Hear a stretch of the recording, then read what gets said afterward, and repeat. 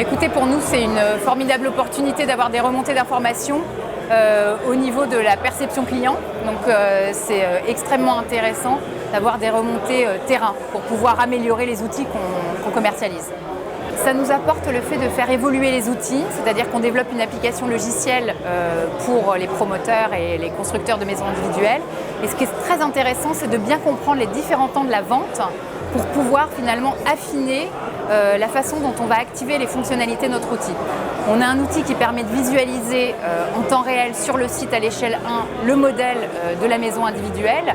Et ce qui nous intéresse, c'est de savoir quand est-ce que finalement le constructeur va pouvoir offrir cette possibilité-là à son client. Est-ce que c'est dès le début, au moment de l'approche, au moment où finalement il conceptualise mais il n'a pas encore vendu, ou est-ce qu'il faut attendre que la vente soit effective pour pouvoir offrir ça à son client? Et on sent bien qu'il y a des craintes et des interrogations, et nous, ça nous permet finalement d'affiner la façon dont on va pousser la commercialisation de cet outil. Alors en termes d'étonnement et de rapport d'étonnement,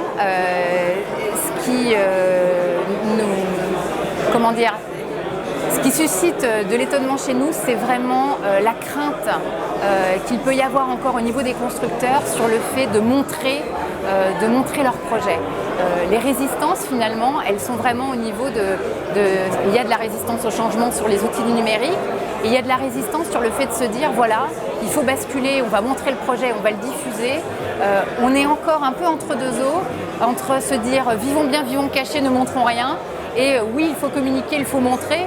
Il faut bomber les pecs et puis y aller, et de se dire bah non, je préfère garder tout pour moi et finalement je ne vais pas communiquer ni sur les réseaux ni à mes clients. Donc nous, on essaye vraiment d'amener les gens à laisser les craintes de côté et à leur dire les outils et le numérique, c'est l'avenir de tous. La fracture numérique, elle est dans la tête des gens et dans la tête finalement des patrons d'entreprise, parce qu'au quotidien, tout le monde a son smartphone, tout le monde utilise le numérique. Et il faut vraiment insuffler ça dans les entreprises, quoi.